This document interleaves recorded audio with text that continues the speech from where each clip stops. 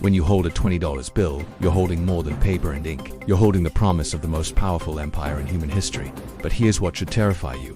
Every empire before America made the exact same promise, and every single one of them broke it. 500 years of history tells us one brutal truth. Empires rise, currencies dominate, and then they collapse. The Spanish peso once ruled global trade. The Dutch guilder commanded respect across continents. The British pound sterling was so trusted that people called it the currency of the world. Today, they're footnotes in economic textbooks, while their empires gather dust in museums. But the American dollar, it's different, right? It's backed by the strongest military, the largest economy, the most advanced technology. It's the reserve currency that nations stockpile, the safe haven investors flee to during crises. Surely this time is different. Surely the pattern that destroyed 5 centuries of monetary empires won't repeat itself again. That's exactly what they all thought. The Spanish believed their silver from the New World would last forever. The Dutch were convinced their trade networks were unbreakable. The British assumed their industrial dominance guaranteed perpetual strength. Each empire looked at the wreckage of its predecessors and declared, "We learned from their mistakes. We're smarter, we're stronger, we're different." They were all wrong. And if you think America is immune to the forces that toppled every monetary empire before it, you're about to discover why the pattern isn't just real, it's accelerating. The signs are already visible if you know where to look. For the next few minutes, I'm going to walk you through 5 centuries of monetary dominance and collapse. You'll see how each empire followed the same deadly script, making the same fatal errors, ignoring the same warning signs. By the end, you'll understand not just what happened to them, but what's happening to us right now, because this isn't just ancient history. This is a preview of tomorrow's headlines. But first, let me give you the framework that governs every monetary empire. There are 3 stages that never change. First, the rise. A nation builds real wealth through production, innovation, or conquest. Their currency becomes trusted because it represents genuine value. Trade flows through their system because people believe in their strength. Second, the peak. The empire grows comfortable. They start borrowing against their reputation. They print more currency than their economy can support. They confuse their monetary privilege with permanent power. They stop creating wealth and start extracting it from the system that made them strong. Third, the collapse. Trust evaporates. Other nations abandon their currency. Inflation destroys purchasing power. The empire discovers that monetary dominance was never permanent. It was always borrowed time. This cycle has repeated for 500 years across 5 different empires: Spain, the Netherlands, France, Britain, and now America. Each one believed they had cracked the code. Each one thought they were the exception. Each one learned that the pattern is stronger than any empire. Let's start with Spain, because their story should sound disturbingly familiar to anyone paying attention to modern America. In the 16th century, Spain controlled the largest empire the world had ever seen. Their conquistadors had ripped apart the Aztec and Inca civilizations, seizing mountains of gold and silver that European kingdoms couldn't even imagine. The Spanish peso became the world's first global currency, accepted from Manila to Amsterdam to London. Spanish treasure fleets carried so much bullion that they literally changed the price of money across 3 continents. Spain had everything: military dominance, resource wealth, global trade networks, colonial territories spanning for continents. They were the undisputed superpower of their age, and their currency reflected that supremacy. When Spanish silver arrived in ports, merchants fought to accept it. Kings borrowed against it. Entire economies restructured themselves around it. But here's where the pattern begins. Spain made a fatal assumption. They confused having money with creating wealth. Instead of investing their treasure in productive industries, they spent it on imports and wars. Instead of building sustainable systems, they built a consumption machine that devoured resources faster than their colonies could extract them. Spanish silver flooded their domestic economy, triggering massive inflation. Prices quadrupled in a single century. The same silver that made Spain powerful abroad made ordinary Spaniards poorer at home. Meanwhile, their European rivals took that Spanish silver and invested it in banks, factories, and trade companies that generated lasting wealth. Spain borrowed heavily against future treasure shipments, convinced that the silver would keep flowing forever. When pirates captured those fleets or storms sank them, the entire imperial economy lurched toward bankruptcy. They defaulted on their debts 4 times in 50 years. The richest empire on earth repeatedly told its creditors it couldn't pay its bills. By the early 17th century, Spain was hollowed out. Their currency still looked impressive on paper, but the productive economy underneath had withered. Other nations had learned to create wealth, while Spain had only learned to spend it. The peso's dominance crumbled as quickly as it had risen, taking the Spanish Empire with it. Sound familiar? An empire built on resource extraction rather than production. Massive government spending funded by borrowing against future revenues. Currency dominance used to import goods rather than export innovation. Repeated financial crises masked by the illusion of monetary strength. But Spain was just the beginning. Each empire that followed made the same fundamental errors, despite watching their predecessors collapse. The Dutch revolutionized banking and global trade, creating the first modern stock exchange and pioneering international finance. For nearly a century, the Dutch guilder was the currency of choice for merchants from London to Constantinople. Yet even the Dutch fell into the pattern. They became so wealthy from trade that they stopped innovating in production. They borrowed against their commercial networks, assuming that financial engineering could replace real economic growth. When Britain began building factories while the Dutch counted their trading profits, the balance of power shifted permanently. The French tried to break the pattern through pure monetary manipulation. John Law's infamous Mississippi scheme promised to make France rich through paper currency backed by colonial speculation. Then, reality struck. The bubble collapsed, and France learned that you cannot print your way to lasting wealth. Britain lasted the longest because they combined monetary dominance with industrial innovation. The pound sterling ruled global trade for over a century, backed by the first industrial economy in human history. British factories, British ships, and British banks created a system that generated real value while projecting monetary power. But even Britain couldn't escape the pattern forever. 2 world wars drained their resources, their empire crumbled, and the dollar replaced the pound as the world's reserve currency.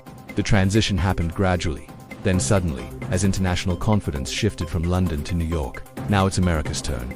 And if you think we're immune to the forces that destroyed our predecessors, you haven't been paying attention to the warning signs. The American empire rose from the ashes of World War II when Europe lay in ruins and the old monetary order had shattered beyond repair.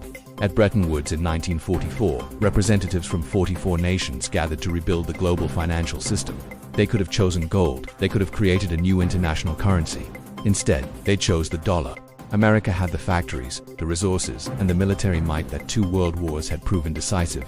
The dollar became the anchor of international trade, backed by American productivity and guaranteed by American power. For 30 years, this system worked brilliantly. The dollar was as good as gold because America promised it was convertible to gold at a fixed rate. International trade flowed through New York banks. Foreign nations held dollars as reserves. And American workers enjoyed the highest standard of living in human history. The United States had achieved what no empire before it had managed: monetary dominance backed by genuine productive supremacy. But then came the temptation that destroys every monetary empire.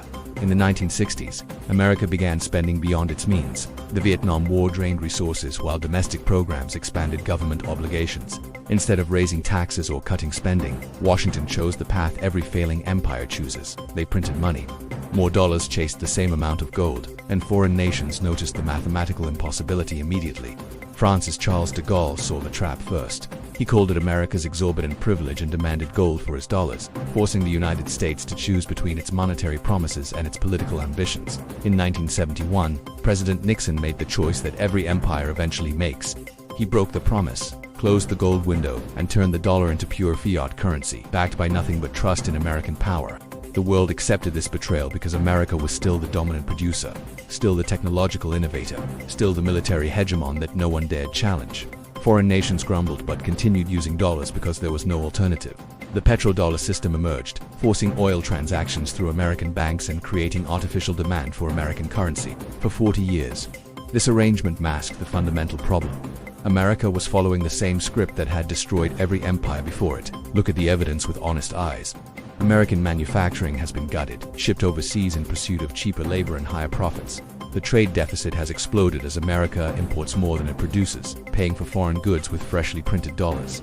Government debt has grown from manageable to astronomical, requiring constant monetary expansion to service obligations that real economic growth cannot support. The Federal Reserve has become what central banks always become in declining empires: an engine for currency debasement disguised as economic policy. Interest rates have been suppressed to near zero for over a decade, punishing savers and rewarding speculation. When crises hit, the response is always the same: print more money, buy more bonds, pretend that financial engineering can replace productive capacity. Meanwhile, America's rivals are building the infrastructure for a post-dollar world. China has created alternative payment systems, accumulated massive gold reserves, and negotiated bilateral trade agreements that bypass American banks entirely.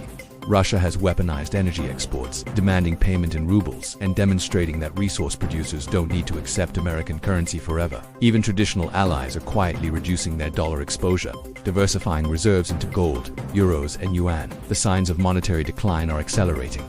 Inflation has returned with a vengeance, eroding purchasing power faster than wages can adjust.